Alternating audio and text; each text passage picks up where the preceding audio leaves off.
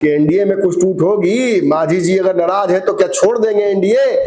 उनका ऐसा कहना था कि कोई 30 सीट, कोई 25 सीट, कोई 20 सीट, 35 सीट। तो उनके जो मांग हुई उस मांग को उन्होंने दोहराया है कि ऐसे हमारे कार्यकर्ता कि हमें 30-35 सीट मांगना चाहिए। पिछली बार भी 2020 में तेजस्वी यादव को छोड़कर आ गए थे इंडिया गठबंधन में कि एनडीए में रहेंगे कि छोड़ देंगे। ये बात हुआ है कि हम लोग को आगे बात करनी चाहिए, कितनी सीट पर बात करनी चाहिए, वो सब कुछ हम एक कंक्लूजन पर हम लोग पहुँचे हैं। नोरमा ग्रुप, जो सोचता है वो करता है, आपके अपने सपनों का आशियाना। नमस्कार, भारत लाइव देख रहे हैं आप। आज दिन भर बहुत सारी घटनाएं हुई हैं। इनमें एक बड़ी महत्वपूर्ण घटना मांझी जी, जीतन राम मांझी के राष्ट्रीय कार्यकारिणी की बैठक थी। हम की बैठक में एक बहुत बड़ा बिंदु सार्वजनिक तौर पर सामने आया।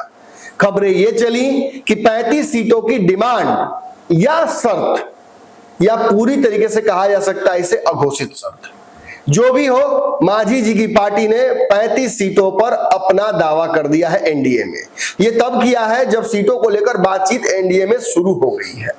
और जीतन राम मांझी का शर्त रखना यह भी कहीं ना कहीं इस बात का इशारा करता है कि एनडीए में अब सब कुछ ठीक नहीं है। लेकिन इस दावे का परीक्षण तो होना चाहिए ना। देखिए, मैं इस पर विश्लेषण भी करने वाला था, लेकिन एकाएक स्टूडियो में जैसे ही विश्लेषण करने जाता हूं, मुझे एक फोन आता है। फोन बिहार सरकार के मंत्री और जीतन राम मांझी के पुत्र संतोष मांझी का है। संतोष मांझी बिहार के पत्रकारों, खासतौर पर डिजिटल के विश्लेषकों को अपने साथ रात्रि भोज पर बुलाते हैं। जो मटन खाता है उसे मटन खिलाते हैं। हम तो शुद्ध शाकाहारी हैं, तो हमें लिट्टी चोखा खूब प्रेम से उन्होंने खिलाया, खुद ही खड़े होकर चला के खिलाया उन्होंने। तस्वीरें भी आप देख सकते हैं चाहे तो। लेकिन मेरा मकसद लिट्टी चोखा नहीं था। मेरा मकसद था कि अब पहुंच गए हैं तो इनसे उगलवा लेना है कि एनडीए में रहेंगे कि छोड़ देंगे। देखिए, इनके पिता बिहार की राजनीति के दूसरे मौसम वैज्ञानिक कहे जाते हैं। रामविलास पासवान के बाद जीतन राम मांझी ही एक ऐसे नेता हैं जो वक्त और मौसम की नजाकत पकड़ लेते हैं राजनीति में। किस तरफ करवट लेने वाला ऊंट पहले ही बता देते हैं। पिछली बार भी 2020 में तेजस्वी यादव को छोड़कर आ गए थे इंडिया गठबंधन में आ गए थे, और इस तरफ आया तो सरकार भी बनवा ली। फिर आपने देखा कि बीच में नीतीश कुमार के साथ चले गए थे महागठबंधन में, वहां भी खूब इनका अच्छा रहा। लेकिन नीतीश कुमार के सामने शर्त रखी और नीतीश अगर नहीं माने तो सदन में ही दोनों की टकरार हुई और मौसम वैज्ञानिक एक बार फिर से जीतन राम मांझी ने तय कर दिया कि एनडीए का लहर आने वाला है और वापस एनडीए में आते हैं। पीछे से नीतीश कुमार को आना पड़ता है, जिसे अपना शागिर्द मानते थे नीतीश कुमार, उसके पीछे पीछे अनुसरण करके नीतीश कुमार को एनडीए में आना पड़ा। तो मौसम वैज्ञानिक के पुत्र हैं बिहार में संतोष मांझी, विभिन्न मंत्रालयों में काम कर चुके हैं, और जो युवा टीम है उसको लीड कर रहे हैं हम की। लगातार अपनी टीम को एक्सपेंड भी कर रहे हैं, वो भी बातचीत कर रहे हैं, उन्होंने बताया हमें। लेकिन हमारा, फिर मैं कहूंगा, मकसद यही था कि एनडीए में कुछ टूट होगी, मांझी जी अगर नाराज है तो क्या छोड़ देंगे एनडीए।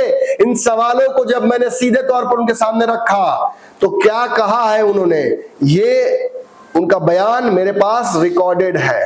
ये आपको दिखाने जा रहा हूं कि एनडीए में यदि 35 सीटें नहीं मिलती हैं तो क्या मांझी महागठबंधन में चले जाएंगे।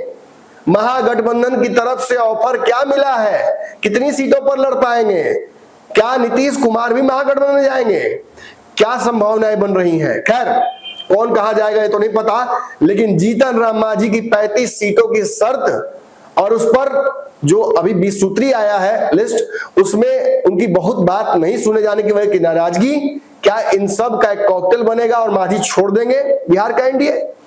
देख लीजिए क्या कुछ कहा है खुद संतोष मांझी, बिहार सरकार के मंत्री, क्या बोल रहे हैं साफ गोई से, सुन लीजिए।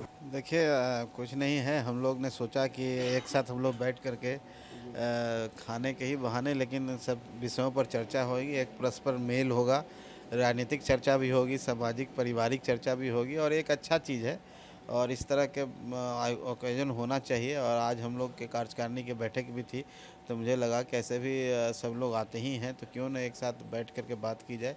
तो आज विशुद्ध एक तरह से मिलना जुलना है और बाकी सब हम लोग मिल करके एक दूसरे से बात कर रहे हैं और यही आज का एक कार्यक्रम। कार्यकारिणी की आपकी बैठक हो और बिहार की राजनीति में कोई धमाका ना हो, ये संभव नहीं है। आज क्या धमाका करने आए? नहीं नहीं, कोई धमाका नहीं है। हम लोग अपनी तैयारी के विषय में लोगों को बुलाए थे और चुनावी वर्ष है तो चुनाव में कुछ क्या सब लोगों की जिज्ञासा होती है और सभी कार्यकर्ताओं का, खासकर कार्यकारिणी के सदस्य थे जो अपनी अपनी बातें रख रहे थे। कोई लोग कह रहे थे हमें इतनी सीट पर लड़ना चाहिए, हमें इस सीट लड़ना चाहिए, तो सबकी बातें हमने सुनी है और सबका एक निचोड़ निकल कर के हम लोग एक कोर कमेटी भी किए हैं। कोर कमेटी में कुछ मुद्दों पर सहमति बनी है और कुछ ये बात हुआ है कि हम लोग को आगे बात करनी चाहिए, कितनी सीट पर बात करनी चाहिए, वो सब कुछ हम एक कंक्लूजन पर हम लोग पहुँचे हैं। और उसके अलावा भी बहुत सारी बात थी। कुछ कार्यकर्ता का निर्माण करना है, कैसे कार्यकर्ता 500-700 कार्यकर्ताओं का निर्माण करना है जो फुल टाइम अपना दे सके चुनाव के समय में और एक विधानसभा से दूसरे विधानसभा में उनको हम भेज सकें। सोशल मीडिया में हम कैसे अपने आप को ज़्यादा कर पाएंगे, उसके लिए कि यूट्यूब चैनल की बात कर रहे हैं हम पार्टी का, खास करके हमारे नेता जीतन राम मांझी जी का, और भी जो हम लोग ने काम किया है, पार्टी ने किया है, चाहे मांझी जी ने किया है, उसकी एक डॉक्यूमेंट्री बनाने की भी हम बात कर रहे हैं, एक पत्रिका की बात कर रहे हैं, एक सामाजिक संगठन हम पार्टी का हो, वो मांझी नाम से हो, किसी नाम से, उस पर विचार कर रहे हैं कि एक सामाजिक संगठन हो जो समाज के मुद्दों को और उनसे बात करेगा। तो आज के कार्यकारिणी में सब बातें निकल के आई है और हम समझते हैं कि बहुत बढ़िया आज का कार्यक्रम था। 35 सीटों की डिमांड आपकी तरफ से गई है, ये कहा जा रहा है। 35 सीटें बहुत ज़्यादा नहीं है वर्तमान परिदृश्य में। देखिए 35 सीट का जो मांग आज बातें हुई है माननीय मांझी जी के द्वारा, उन्होंने कहा है कि कार्यकर्ता चाहे मीटिंग के अंदर में जो हमारे पार्टिसिपेंट थे, जो एग्जीक्यूटिव मेंबर थे, उनका ऐसा कहना था कि कोई 30 सीट, कोई 25 सीट, कोई 20 सीट, 35 सीट, तो उनके जो मांग हुई उस मांग को उन्होंने दोहराया है कि ऐसे हमारे कार्यकर्ता कि हमें 30-35 सीट मांगना चाहिए। बाकी पार्टी की तरफ से ऑफिशियली अभी ऐसा कोई डिमांड नहीं रखा गया है और जब हम लोग ऐसे कोई बात पर आज हम लोग कुछ कंक्लूजन पर पहुँचे हैं, कोई बात होगी तो भारतीय जनता पार्टी के शीर्ष नेतृत्व को हम लोग बताएंगे और उस पर बात करेंगे और जो बातें होंगी बाद में जब बातें बनेंगी तो निश्चित तौर पर आप लोग के समक्ष साझा किया तीन जाएगा। चर्चाएं खूब हो रही हैं इस वक्त आपकी पार्टी को लेकर। एक की 20 सूत्री को लेकर भी बहुत संतुष्ट नहीं है पार्टी। सीट में भी आपका चॉइस जो है, जो सीटें आप चाहते हैं उससे सीटें नहीं ऑफर की जा रही हैं एनडीए की तरफ से। क्या सच्चाई है इसमें? देखिए अभी ऐसी कोई बात ही नहीं हुई है, इस बात की कोई शुरुआत नहीं हुई कौन सीट लड़ना है नहीं लड़ना है। जहाँ तक इस सूत्री का मामला है तो हमारे कार्यकर्ता है, निश्चित तौर पर उन लोगों को लग रहा था कि हम जहाँ विधायक हैं, जहाँ जीते हुए हैं वहाँ पर हमारी संख्या ज़्यादा होगी और हमारे उपाध्यक्ष या अध्यक्ष होंगे, लेकिन नहीं मिलने से कार्यकर्ताओं में थोड़ा सा रोष तो होता ही है। और हम लोग शीर्ष नेतृत्व के हमारे आदरणीय श्री जीतन राम मांझी जी ने इस बात से अवगत करा दिया है और वहाँ से ऐसा है कि एक हम लोग को लिस्ट बना के दें तो उस पर विचार किया जाएगा। तो हम लोग कल संभवतः वो लिस्ट देंगे। हम समझते हैं कि उसमें कुछ शुद्धि की जाएगी। बाकी अभी तक सीटों पर ऐसी कोई बात नहीं। आपकी पार्टी से मुसलमान बहुत जुड़े हुए हैं। वक्फ बोर्ड के मुद्दे पर आपके पिताजी का बयान सुना, सदन में भी बातचीत सुनी। एनडीए का जो स्टैंड है उसी के साथ आप खड़े हैं, लेकिन संतोष सुमन मुस्लिम युवाओं को क्या मैसेज देना चाहेंगे वक्फ पर? देखिए जो एक तरह का दुष्प्रचार किया जा रहा है, देखिए एनडीए जो है अब माननीय नरेंद्र मोदी जी हैं, कोई किसी कम्युनिटी के खिलाफ नहीं है। कोई बातें ऐसी आती है, जो बिल है वो बिल उनके भले के लिए है। ये जो कुछ त्रुटियां हैं उस चीज़ में, उसके एलोकेशन में, उसके इम्प्लीमेंटेशन में, उसको सुधारने की कोशिश की गई है। पार्टी ने सुझाव भेजा था? हाँ, हम लोग सुझाव भेजे थे और हाँ माने गए हैं। और हम लोग का सिर्फ यही कहना है कि जो इलीगल्स होते हैं, जैसे मान लीजिए कोई कब्जा करते हैं तो उसको सुधार देना है। दो ही चीज़ों पर तो है कि उस तरफ से है कि भाई मुस्लिम क्यों उसमें मेंबर हैं, इस तरफ से कोई भी प्रॉपर्टी को वक्फ नहीं किया जा सकता है।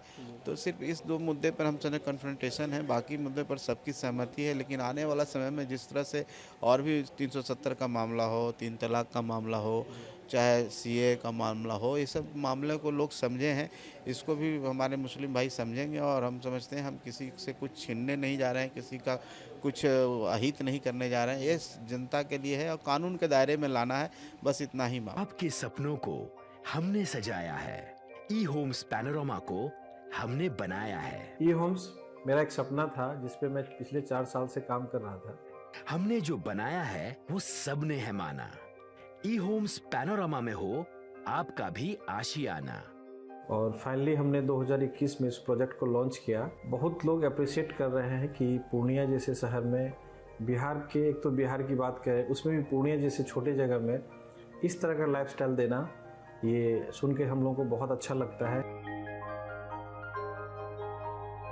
ई होम्स में हमने कुछ और भी किया है, जैसे हम जिस जगह में रह रहे हैं हमारे फैमिली सिक्योर हो, उनको सिक्योरिटी का ध्यान में रखा है।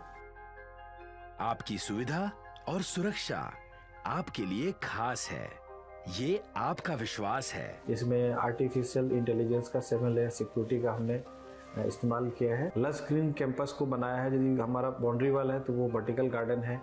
ये जितनी भी फैसिलिटी होता है एक इंटरनेशनल टाउनशिप में ई होम्स है, ये हम लोग विश्वास नहीं कर पा रहे हैं। जो भी हमारे मित्र दोस्त या जो भी हमारे बाहर के बाहर आते हैं तो हम लोगों को बहुत अच्छा सुनने को मिलता है और बहुत अच्छा क्रेडिट मिल रहा है। वो सारा हमने सिर्फ एक बिल्डिंग नहीं बनाया, हमने एक बहुत अच्छा लाइफस्टाइल दिया ई होम्स में, और मेरा एक सपना था जिसको मैं आज फुलफिल होते हुए देख पा रहा हूँ। ये आपका आवास है। ई होम्स पैनोरामा में अब आपका निवास है। E Homes Panorama, luxurious lifestyle redefined. Panorama group, जो सोचता है वो करता है। अगर ये वीडियो पसंद आई और वह बिहार के राजनीति और बिहारियत से सरोकार रखेनी तो सब्सक्राइब बटन दबा के चैनल के सब्सक्राइब कर ली। ओजे एगो घंटी बा, ओकरा बटन दबा देला से कुल सटीक और मारक खबर रुआ मुफ्त में मिल जाई। अगर रुआ पत्रकारिता के हमनी के नया प्रयोग में सहयोग कर चाहतानी तो ज्वाइन बटन दबा दी।